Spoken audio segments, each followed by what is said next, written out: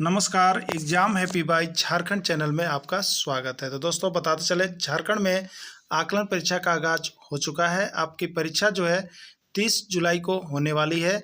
आप सभी 30 जुलाई की तैयारी के लिए हमारे चैनल को सब्सक्राइब कर लेंगे और इस चैनल पर नए हैं तो चैनल को सब्सक्राइब करने के बाद इस चैनल पर आपको आकलन परीक्षा का पूरा सब्जेक्ट का जेसीईआरटी टेक्स्ट बुक का नोट्स और पीडीएफ बना हुआ तैयार है। तो आप इसका नोट्स और सारे रिकॉर्डेड वीडियो को जरूर देख लीजिएगा। तो आपको बताते चले, यदि आप अभी आकलन परीक्षा में 101% सफलता प्राप्त करना चाहते हैं तो आपके लिए यहाँ पर क्रैश कोर्स का आज से शुभारंभ कर दिया गया है, यानी सफलता सीरीज की शुरुआत की गई है। तो सफलता सीरीज में यदि आप जुड़ते हैं तो आपको यहाँ पर वैसे ही प्रश्न मिलते हैं जो आपके आकलन परीक्षा में आने वाले हैं और वही प्रश्न आपके आकलन परीक्षा में आएंगे भी। तो आप उन सभी प्रश्नों को एक बार यहाँ पर टेस्ट सीरीज के माध्यम से अवश्य बना लेंगे, जिसकी कीमत रखी गई है। इस सफलता सीरीज में जुड़ने की कीमत जो है मात्र 251 रखी गई है। तो आप 251 रुपये से मोह ममता नहीं रखेंगे और आप वीडियो देखने के बाद अभी के अभी 251 रुपये में जुड़ करके इन सारे प्रश्नों को टेस्ट सीरीज में भाग लेना जरूर सुलभ कीजिएगा। और टेस्ट सीरीज में ज्वाइन करने के बाद आप अपनी प्रतिभा को देख सकते हैं कि आप कितना है। बहुत से लोग जुड़े हुए हैं,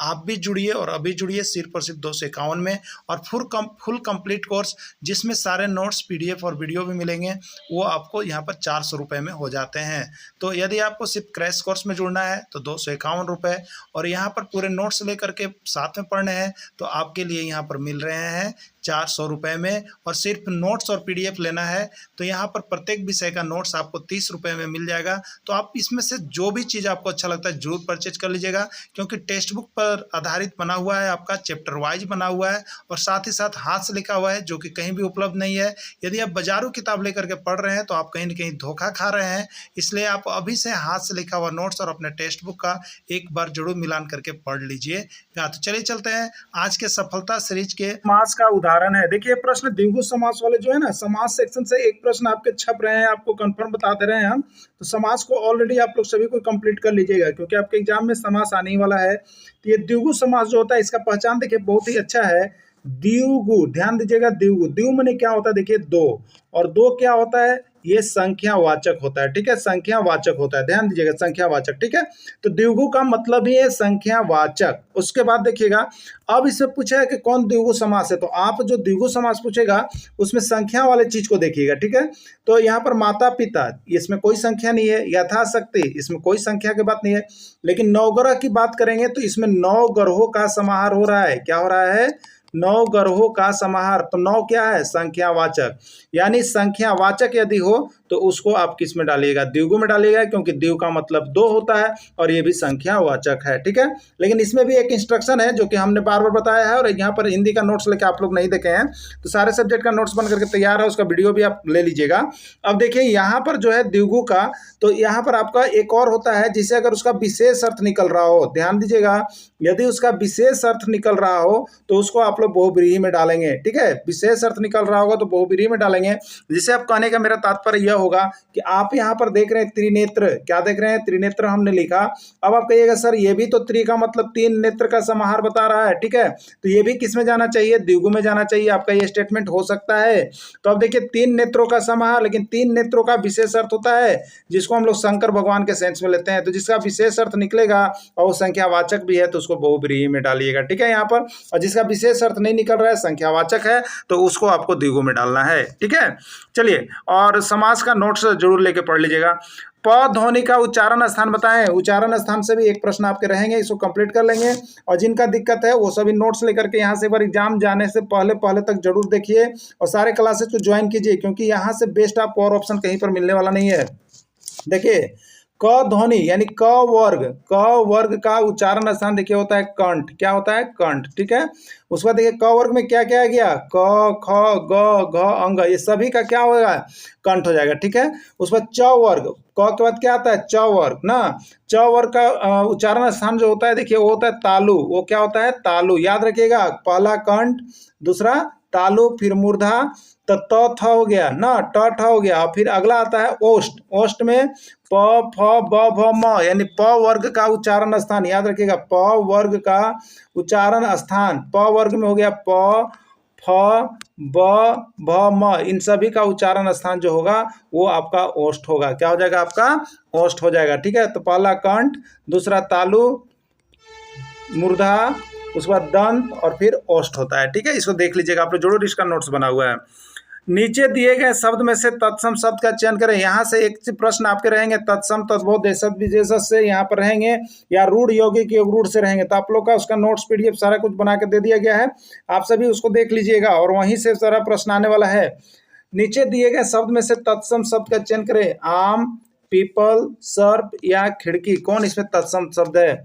देखिए, संस्कृत वाले शब्द, जो इसमें संस्कृत वाले शब्द हैं उसी को हम लोग तत्सम शब्द कहते हैं। संस्कृत वाले शब्द को क्या कहते हैं? तत्सम शब्द। तो देखिए, आम हिंदी शब्द है, इसको अगर संस्कृत में लिखते हैं तो क्या लिखते हैं? आम्र लिखते हैं। यदि आम्र रहता तो यह तत्सम होता, लेकिन आम है तो यह तद्भव है। ठीक है, पीपल भी यह हिंदी है इसलिए यह तद्भव है, लेकिन सर्प, सर्प ये संस्कृत शब्द है और इसका हिंदी होता है, हम लोग कहते हैं सांप। ठीक है, तो सर्प संस्कृत शब्द है इसलिए इसमें तत्सम शब्द जो है वो आपका सर्प होगा। संस्कृत का सही संधि विच्छेद है, 1001 बार प्रश्न पूछा गया है। संस्कृत का संधि विच्छेद और संसार का संधि विच्छेद अब तक के एग्जाम में बार बार आता है। तो आप सभी ऐसे ही इंपॉर्टेंट प्रश्नों को देखने के लिए इसके साथ जुड़ जाइए। जो भी आपका क्रैश कोर्स यहाँ पर चल रहा है उसमें जुड़ करके सारे प्रश्नों को देख लीजिए। सारे प्रश्न इसी प्रकार के आपके एग्जाम में आने वाले हैं। तो सन प्लस कृत होगा, संस प्लस कृत होगा, सम जोड़ कृत होगा या कोई नहीं। ठीक है, तो संस्कृत का सही संधि विच्छेद जो होता है, देखिए सम जोड़ कृत होता है। क्या होता है? सम जोड़ कृत होता है, यही इसका राइट आंसर होगा। तो हिंदी सेक्शन समाप्त हो गया। तो इस तरह से सारे सेक्शन का यहाँ पर आपको एक टेस्ट सीरीज दिया जा रहा है जिसमें आप टेस्ट में भाग ले रहे हैं। बहुत लोगों ने टेस्ट में भाग लिया, आप भी आप टेस्ट में भाग लेकर के जरूर देख लीजिए, जिससे कि आप समझ सके कि आपकी तैयारी कैसे चल रही है और आप कौन सा स्थान पर चल रहे हैं। तो टेस्ट में भाग लेना नहीं भूलेंगे और सभी को अभी कभी वीडियो देखने के बाद जुड़ जाएंगे। Choose the plural forms of lady, lady का प्लूरल फॉर्म क्या होगा? यह यूपी, एमपी और बंगाल में बार बार पूछा है। लेडी और बेबी को बता दे रहे हैं, इसका प्लूरल फॉर्म और सिंगुलर फॉर्म आप लोग देख लीजिएगा। लेडीज होगा, लेडीज होगा, लेडीज होगा या नन ऑफ दिस, इसमें से कौन होगा? ठीक है, तो देखिए याद रखिएगा, इसका सिंगुलर प्लूरल बनाने के लिए क्या होता है, जैसे लिखा हुआ है LADY। ठीक है, वाई है ना, अगर वाई के पहले देखिए यहाँ पर कॉन्सोनेंट वर्ड्स हो, ठीक है, वाई के पहले कौन है? कॉन्सोनेंट लेटर हो, तो जब उसका प्लूरल हम लोग बनाएंगे तो वाई को हटाएंगे और उसमें लगा देंगे IES। ध्यान रखिएगा, वाई के पहले यदि कॉन्सोनेंट लेटर हो तो उसका प्लूरल बनाने के लिए IES लगाते हैं। लेकिन अब कहिएगा कि बॉय है, अब क्या कहिएगा? बॉय है, इसमें क्या लगेगा? तो ये वाई हटा करके इसमें IES नहीं लगेगा। क्यों नहीं लगेगा? क्योंकि वाई के पहले यदि वॉवेल हो, वाई के पहले यदि वॉवेल हो तो सिर्फ उसका प्लूरल बनाने के लिए एस या ES लगाते हैं हम लोग। ठीक है, तो एस लगाते हैं। तो यहाँ पर लेडीज का क्या हो जाएगा? लेडी का लेडीज हो जाएगा, जो कि सही स्पेलिंग आपका सी में है। अगला प्रश्न है, choose the pronoun give sentence you are playing football. नीचे जो सेंटेंस दिया गया है उसमें प्रोनाउन कौन है आपको सेलेक्ट करना है। आर होगा, यू होगा, प्लेइंग होगा या फुटबॉल होगा, क्या होगा? ठीक है, तो देखिए यू आर प्लेइंग फुटबॉल, तो क्या कहते हैं? Which sentence is refer to noun. Noun के जगह पर जिसको रेफर किया जाता है उसी को हम लोग प्रोनाउन कहते हैं। तो नाउन किसी नाम को कहते हैं, यहाँ पर नाम नहीं है, उसी नाम का बदला में यू आया है ना, तुम आया हो, आप आया हो, ये जो है आपका प्रोनाउन हो जाएंगे। ठीक है, तो इसमें प्रोनाउन कौन हो जाएगा? तो प्रोनाउन आपको इसमें से बताना था, तो प्रोनाउन आपका यू होगा। यू आपका किस में है? बी में है, तो बी इसका राइट आंसर हो जाएगा। चूज द इनकरेक्ट स्पेलिंग, इसमें से इनकरेक्ट स्पेलिंग को चुनना है जो इनकरेक्ट है। ठीक है, तो देखिए जनवरी, JANUARY है ये जनवरी। ठीक है, तो ये करेक्ट है। सैटरडे ये भी करेक्ट है। और यहाँ पर देखिएगा इनोसेंट, इनोसेंट, ठीक है, इनोसेंट भी जो है यहाँ पर ये करेक्ट स्पेलिंग है। लेकिन यहाँ पर देखिएगा फरवरी, क्या देखिएगा? फरवरी का स्पेलिंग गलत है, तो इनकरेक्ट स्पेलिंग सुनना, इसमें से चुनना था, तो इनकरेक्ट स्पेलिंग जो होगा वो फरवरी हो जाएगा। FEBRUARY होता है, जो कि यहाँ पर नहीं लिखा गया है। तो करेक्ट स्पेलिंग और इनकरेक्ट स्पेलिंग जरूर देख लीजिएगा। अगला है, choose the adjective given sentence. दिए गए सेंटेंस में एडजेक्टिव का चूज करना है, विशेषण को चूज करना है। Ram is an intelligent boy, Ram जो है एक इंटेलिजेंट बॉय है, उसके लिए इसमें एडजेक्टिव कौन है? तो एडजेक्टिव कौन होता है? जो वर्ड्स जो है वो प्रॉपर्टी बताता है किसका? नाउन या प्रोनाउन का। नाउन या प्रोनाउन का जो विशेषता बताता है, कैरेक्टरिस्टिक बताता है, उसको हम लोग क्या कहते हैं यहाँ पर विशेषण कहते हैं, उसको हम लोग एडजेक्टिव कहते हैं। तो Ram is an intelligent boy, यानी राम की विशेषता है कि वह एक बुद्धिमान लड़का है, तो इसमें इंटेलिजेंट जो होगा वो आपका यहाँ पर एडजेक्टिव होगा, यानी इसका राइट आंसर इंटेलिजेंट होगा। ठीक है, चलिए अब रीजनिंग सेक्शन के अंतर्गत हम लोग आ गए हैं। रीजनिंग सेक्शन से भी आपके 15 प्रश्न आने वाले हैं जो कि बहुत ही इंपॉर्टेंट होंगे, बहुत ही हल्के प्रश्न होंगे। खाली आप सीरीज में ज्वाइन कर लीजिए और यहाँ पर जुड़ करके तैयारी कीजिएगा। जो 30 दिन की आपकी क्लासेज है तो आपका पूरा का पूरा तैयारी हो जाएगा, यहाँ से पासिंग मार्क्स आपका आने वाला है। तो सीरीज में अभी कभी वीडियो देखने के बाद जरूर जुड़िएगा। मोबाइल नंबर दिया हुआ है, वीडियो देखने के बाद जुड़े संपर्क करें और यहाँ से सीरीज जरूर बना लें एक बार आप लोग सभी को। श्रृंखला को पूरा करें, इसमें श्रृंखला को पूरा करना है कि कैसे होगा। देखिए श्रृंखला वाले आपके 2 से 3 प्रश्न एग्जाम में रहेंगे, एकदम कंफर्म मैं बता दे रहा हूँ कि श्रृंखला से जो है 2 से 3 प्रश्न रहेंगे, इसलिए श्रृंखला वाले प्रश्न को डेली आपको यहाँ पर प्रैक्टिस कर लेना है। तो देखिएगा 25 से 23 हो रहा है, यानी कितना घट रहा है, 2 घट रहा है। अब 23 से 20 हो रहा है, यानी कितना घट रहा है, 3 घट रहा है। अब 20 से 16 हो रहा है, कितना घटा, 4 घटा। ठीक है, एक बार 2, एक बार 3, एक बार 4, तो अबरी क्या घटेगा बताइए आप लोग, अबरी 5 घटेगा। एक सीरीज के रूप में बनते रहता है और इसी सीरीज पर इसको बैठाना है। तो आप बताइए 16 में से 5 घटेगा, बचेगा आपका 11। ठीक है, तो इसका राइट आंसर कितना हो जाएगा, बी, यानी 11 बी इसका राइट आंसर हो जाएगा। खाली स्थान को भरें, खाली स्थान को इसमें भरना है। क्या होगा, A D B C F D G, अगला क्या होगा ए आपको बताना है। तो देखिएगा यहाँ पर एक सीरीज के रूप में आप देखिएगा तो शुरू बार ए है, फिर उसी का शुरू में बी है, उसी का शुरू में सी है, उसी का शुरू में डी, एक लगातार आ रहा है। तो इसका शुरू में क्या होगा, डी के आगे ई होगा, कंफर्म हो गया। अब देखिएगा डी है, फिर ई है, फिर एफ है, फिर जी है, तो आगे क्या हो जाएगा, एच हो जाएगा। क्या हो जाएगा आगे आपका एच हो जाएगा, यानी क्या होगा आपका ई और एच हो गया। क्या हो गया, डी के बाद ई और जी के बाद एच, ई एच इसका राइट आंसर होगा। ई एच आपका किस में है, तो ई एच आपका देखिएगा ऑप्शन नंबर सी में है, सी आपका यहीं पर राइट आंसर हो जाएगा। ठीक है, चलिए अगला देखते हैं। अगला आपका जो है यहाँ पर अंग्रेजी वर्णमाला के दाएं से 5वें अक्षर का नाम बताइए। ठीक है, देखिए अंग्रेजी वर्णमाला से एक प्रश्न आपका रहेगा, आपको बता देते हैं। और अंग्रेजी वर्णमाला पर आपको नोट्स और सारा वीडियो बना करके दे दिया गया है रीजनिंग का, आप लोग उसका रिवीजन जरूर कर लीजिएगा। बहुत लोग जुड़ गए हैं, आप भी नहीं जुड़े हैं तो जुड़ जाइए, क्योंकि यहाँ से रीजनिंग आपको 15 में 15 आने वाला है जी। अब देखिएगा रीजनिंग का जो PDF देख लिए, उसका वीडियो देख लिए, अगर उसके बाद भी दिक्कत है प्रैक्टिस में तो आप जरूर यहाँ पर संपर्क कर सकते हैं। अंग्रेजी वर्णमाला के दाएं से 5वां अक्षर का नाम बताइए। आप सबसे पहले अंग्रेजी वर्णमाला लिख लीजिए, ए बी सी डी होता है ना, डॉट डॉट डॉट। चलिए इधर से यहाँ स्टार्ट कीजिए, इधर से 5 को लिख लिया हमने, इधर से अब आप स्टार्ट कीजिए, A B C D E F G H हो गया। ठीक है, I J K L M N O P Q R S T U V, और आगे देखिएगा तो डब्ल्यू एक्स वाई जेड। ठीक है, तो दाहिने तरफ से मतलब इधर से चलना है। ठीक है, बाएं तरफ से तो इधर से चलना है, तो इधर से चलिएगा तो पहला जेड, दूसरा वाई और तीसरा एक्स और चौथा डब्लू और 5वां भी हो रहा है जी। देखिए भी आप गिन के देख लीजिएगा, दाएं तरफ से उल्टा वाला से चलेगा तो भी इसका राइट आंसर होगा। भी किस में है, बी में है, तो यही इसका राइट आंसर हो गया। ओके, चलिए अगला देखिएगा, झारखंड रांची। झारखंड रांची, तो बिहार का संबंध किससे है यहाँ पर बताना है। तो झारखंड की राजधानी रांची है, तो बिहार की राजधानी क्या होगा, यहाँ पर लखनऊ है, भोपाल है, बिहार है या कोई नहीं। ठीक है, तो इसका देखिए यहाँ पर जो है इसमें कोई नहीं ऑप्शन होगा, डी ऑप्शन होगा, क्योंकि यहाँ पर सही क्या होता, अगर पटना रहता तो वो ऑप्शन सही होता, लेकिन यहाँ पटना ऑप्शन नहीं है, इसलिए यह गलत है, यानी डी इसका, इसमें कोई नहीं इसका आंसर हो जाएगा। चलिए अगला है, आप देखिएगा बाल विकास एवं शिक्षा शास्त्र के अंतर्गत हम पहुंच गए हैं। तो आप सभी सारे के सारे यहाँ पर सीरीज को बनाइएगा और सारे को देखिएगा कि कितना आपका मार्क्स आ रहा है। और अभी अभी टेस्ट सीरीज में जरूर ये श्रृंखला सीरीज जो चल रही है, ये सफलता सीरीज जो चल रही है, आपको सफलता दिला करके ही रहेगी मेरे प्यारे शिक्षक बंधु।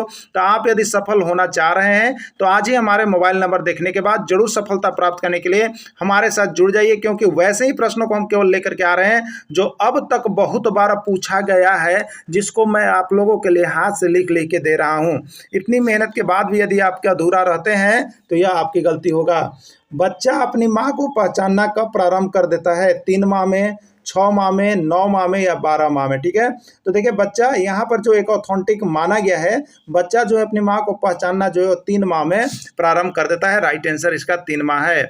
एक बच्चा बी को डी पढ़ रहा है और एम को डब्ल्यू पढ़ रहा है वह किस विकार से प्रभावित है? डिसलेक्सिया, डिसकैलकुलिया, डिस्फेजिया और डिसग्राफिया। ठीक है, देखिए आपको हम बता दे रहे हैं कि आप सीडीपी का नोट्स ले लीजिए। देखिए उसमें अधिगम विकार, ये सभी अधिगम विकार के अंतर्गत आते हैं और अधिगम विकार का इतना अच्छा नोट्स और वीडियो बना हुआ है कि आपको बता देते हैं शिक्षक बंधु कि दोबारा आप भुलाइएगा नहीं। और यहाँ से एक प्रश्न आप चाहे जेटेड दीजिए, चाहे कोई चीज़ दीजिए, एगो ना छपेगा तो कहिएगा पक्का छपबे करेगा। ठीक है, तो देखिए यहाँ पर जो होता है पढ़ने वाली त्रुटियां जो होती है, पढ़ने वाली त्रुटियां होती है। जैसे बच्चा लक्ष्य लिखा है उसको कोई कोई लुक्स पढ़ता है, क्या पढ़ता है? लुक्स।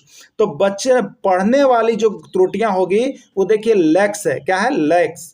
तो लक्ष्य है ना, तो इसको लेक्सिया कहिएगा। क्या कहिएगा? लेक्सिया से याद रखिएगा। ठीक है, और लेक्सिया तो सबके पहले डी लग जाएगा। डिसएडवांटेज है तो डिसलेक्सिया से संबंधित होगा। पढ़ने वाली चीजें में आप याद रखिएगा कि लक्ष्य लिखे थे, अब बच्चा पढ़ कर रहा था, बताइए? तो बच्चा पढ़ रहा था लुक्स, पढ़ रहा था लुक्स। तो पढ़ने वाली समस्या है तो पढ़ने वाली समस्या लक्ष्य से याद रखिएगा, और लक्ष्य से होता है लेक्सिया, लक्ष्य से क्या होता है? लेक्सिया, और उसके पहले अधिगम विकार, इसलिए डिसलेक्सिया होगा। क्या होगा? डिसलेक्सिया, इसका राइट आंसर ये हो जाएगा। ओके, चलिए अगला देखिएगा। प्रश्न है कि कौन समस्यात्मक बालक नहीं है? आपको बताना है कौन बालक जो है समस्या उत्पन्न नहीं करता है। झूठ बोलने वाला, चोरी करने वाला, अपराधी बालक या अच्छा स्वभाव वाला। ठीक है, तो देखिए झूठ बोलने वाला बालक जो है एक या समस्यात्मक बालक है, ये सबके लिए समस्या उत्पन्न करता है। चोरी करने वाला बालक भी क्या है? यह एक समस्यात्मक बालक है, यह सभी को समस्या उत्पन्न करता है। और अपराधी बालक भी ये क्या है? समस्यात्मक बालक है। लेकिन इसमें से अच्छा स्वभाव वाला बालक जो है किसी के लिए समस्या नहीं है, यह एक समस्यात्मक बालक जो है नहीं है, पूछा गया है, तो राइट आंसर डी होगा। अगला प्रश्न है बच्चों के लिए अनिवार्य एवं निःशुल्क शिक्षा का अधिकार अधिनियम 2009 कितने वर्ष के बालक के लिए लागू किया गया है? 2009 में जो लागू किया गया था वो कितने वर्ष के बालकों के लिए शिक्षा का निःशुल्क एवं अधिकार अधिनियम 2009 लागू किया गया था? 6 से 12 वर्ष, 6 से 14 वर्ष, 6 से 18 वर्ष या 6 से 20 वर्ष? इसका राइट आंसर हो जाएगा 6 से 14 वर्ष। और ये प्रश्न अब तक के देखिएगा सब एग्जाम में तो आपको 100 से ज़्यादा बार पूछ दिया गया है, इसलिए प्रश्न बहुत इंपॉर्टेंट है, जरूर देख लीजिएगा आप लोग। चलिए पर्यावरण सेक्शन के अंतर्गत चलते हैं, तो इसको वही बनाएंगे जो पर्यावरण अध्ययन यानी 1 से 5 के शिक्षक हैं या विज्ञान के शिक्षक है, वही इसको यहाँ पर सॉल्व करेंगे, बाकी शिक्षक इसको सॉल्व नहीं करेंगे। ठीक है, चलिए अगला देखिएगा। सीएनजी का संक्षिप्त रूप है क्लीनर नेचुरल गैस, क्लाइड नेफर गैस, कंप्रेस्ड नेचुरल गैस या कार्बन नेचुरल गैस। ठीक है, ये सीएनजी देखिए अभी तक आपको 100 से ज़्यादा बार प्रश्न पूछ दिया गया। सीएनजी एकदम याद रखिएगा। ठीक है, उसका होता है कंप्रेस्ड नेचुरल गैस, जिसको हिंदी में कहते हैं संपीड़ित प्राकृतिक गैस। क्या कहते हैं? संपीड़ित प्राकृतिक गैस कहते हैं, या इसी को कहते हैं कंप्रेस्ड नेचुरल गैस, अंग्रेजी में इसका लिखा हुआ है। चिपको आंदोलन के प्रणेता हैं, इसमें चिपको आंदोलन के प्रणेता कौन है? हेमवंती नंदन बहुगुणा, सुंदर लाल बहुगुणा, मदर टेरेसा या महात्मा गांधी? चिपको आंदोलन के प्रणेता कौन है आपको बताना है। ठीक है, तो देखिए चिपको आंदोलन के जो प्रणेता हैं वो आपके यहाँ पर हो जाएंगे सुंदर लाल बहुगुणा। कौन है? सुंदर लाल बहुगुणा आपके चिपको आंदोलन के प्रणेता है। अगला प्रश्न है जैविक समुदाय में प्राथमिक उपभोक्ता होते हैं। देखिए हम लोग 3 उपभोक्ता पढ़ते हैं, प्राथमिक उपभोक्ता, द्वितीयक और तृतीयक। ठीक है, तो जितनी भी शाकाहारी चीज़ें होती है उसको हम लोग प्राथमिक उपभोक्ता में डालते हैं, मांसाहारी चीज़ों को हम लोग यहाँ पर द्वितीयक उपभोक्ता में डालते हैं। ठीक है, और तो यहाँ पर उपभोक्ता के अंतर्गत आ गया शाकाहारी, तो प्राथमिक उपभोक्ता में शाकाहारी चीज़ें शामिल होती है।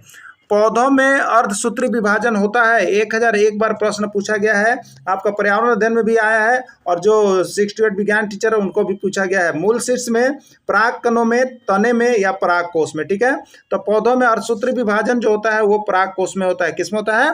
पराग कोष में होता है। अगला है देखिएगा आंकड़े, गणित सेक्शन के अंतर्गत चलिए विज्ञान शिक्षक और 1 से 5 के शिक्षक इसको सॉल्व करते हैं। आंकड़े 25, 15, 23, 40, 27, 25, 23 तथा 42 का परिसर क्या होगा आपको बताना है। ठीक है, देखिए परिसर में क्या होता है, सबसे बड़ा अंक में से सबसे छोटा अंक को घटा देना परिसर कहलाता है। तो इसमें सबसे पहले आप बड़ा अंक का जब चयन करेंगे तो वो आपका देखिए 42 आता है, और सबसे छोटा अंक जब आप देखेंगे तो इसमें आपको आता है 15। ठीक है, 15 आप घटा दीजिएगा, 42 में से 15 तो 12 में से 5 गया, यहाँ पर बच गया 7, 3 में से 1 गया 2, 27। क्या आएगा? 27। इसमें ऑप्शन है कहीं 27? चलिए इसमें ऑप्शन 27 नहीं है, इसलिए ये ऑप्शन सभी को रॉन्ग हो गया है। जो भी बनाएंगे उनको जो भी प्रैक्टिस सेट आप टेस्ट दिए होंगे वो एक एक नंबर अपने से ले लेंगे, क्योंकि इसमें ऑप्शन 27 नहीं है, ऑप्शन गलत है, यहाँ पर 17 हो गया है, 27 होना चाहिए था। चलिए ठीक है, अगला देखिएगा, 20 सेंटीमीटर भुजा के समबाहु त्रिभुज का क्षेत्रफल होगा। समबाहु त्रिभुज का क्षेत्रफल क्या होगा? जिसकी भुजा 20 सेंटीमीटर है। ठीक है, देखिए ये आपका जो है समबाहु त्रिभुज है, क्योंकि ये देखिए सब बराबर हो गया है ना, तो समबाहु त्रिभुज 20 सेंटीमीटर, तो ये भी 20 है, ये भी 20 है, तो इसका क्षेत्रफल क्या होगा? समबाहु त्रिभुज का क्षेत्रफल बराबर देखिए होता है, फॉर्मूला याद रखिएगा, बहुत बार समबाहु त्रिभुज आ गया है, √3/4 इंटू भुजा का स्क्वायर होता है। ठीक है, तो चलिए बनाएंगे कैसे हम इसको, देखिए यहाँ पर हो गया √3/4 इंटू भुजा का स्क्वायर। भुजा हमारे पास 20 है, तो भुजा का स्क्वायर यानी इसको कितने बार हम लिख देंगे? 2 बार लिख देंगे। ठीक है, ये 4 से कितने बार में कटा? 5 बार में कट गया। अब क्या बचा हमारे पास? इधर बचा √3 और ये 5 20 से 100, यानी √3 100, यानी इसको हम लिखेंगे कैसे? तो 100 √3 सेंटीमीटर स्क्वायर होगा इसका आंसर, और 100 √3 सेंटीमीटर स्क्वायर किसमें? बी में है, यही इसका राइट आंसर हो जाएगा। 30 डिग्री का पूरक कोण इसमें से कौन है? 30 डिग्री का पूरक कोण इसमें से कौन है? 45 डिग्री, 60 डिग्री, 80 डिग्री या 50 डिग्री। ठीक है, तो यदि देखिए पूरक कोण के बारे में जान जाइए, पूरक और समपूरक, एक प्रश्न यहाँ से पूछ देता है आपके लिए। तो पूरक कोण क्या होता है कि जब दो कोणों को जोड़ने पर हमारा योग जो है 90 डिग्री होता है, तो उसको देखिए हम लोग पूरक कोण कहते हैं। ठीक है, तो अब देखिएगा यहाँ पर आपसे पूछा है कि 30 डिग्री का पूरक कोण बताइए। ठीक है, तो 30 में क्या जोड़ेंगे कि 90 होगा, आपको यहाँ पर ध्यान देना है। तो अगर जब जानते हैं तो सीधे 60 लिखिएगा, और नहीं तो पूरक कोण जब भी बताना तो 90 में से घटा दीजिए, 90 में से 30 डिग्री घटाइएगा, कितना आ जाएगा? 60 डिग्री, यही आपका इसका राइट आंसर हो जाएगा। अगला प्रश्न है, 2/5 और 3/5 में सबसे बड़ा भिन्न कौन है? देखिए इसको निकालने का सबसे बेस्ट तरीका जो आपका होता है, तिरछा तिरछी गुना कर लीजिए, 4 को इधर गुना कीजिए, 5 को इधर गुना कीजिए, तो 4 को इधर गुना कीजिएगा तो 8 होगा, और 5 से 3 गुना कीजिएगा तो 15 होगा। ठीक है, अब देखिए 8 और 15, बड़ा कौन है? 15 है ना, तो 15 के दिन का मुंह खोलिए। 15 किधर था आपका? तो 15 आपका 3/4 की तरफ है। किधर है? 3/4 की तरफ, इसलिए इसमें सबसे बड़ा भिन्न कौन हो जाएगा? तो 3/4 हो जाएगा। क्या हो जाएगा? 3/4। तो इस राइट आंसर किसमें है? बी में है, तो इसका राइट आंसर जो है आपका बी हो जाएगा।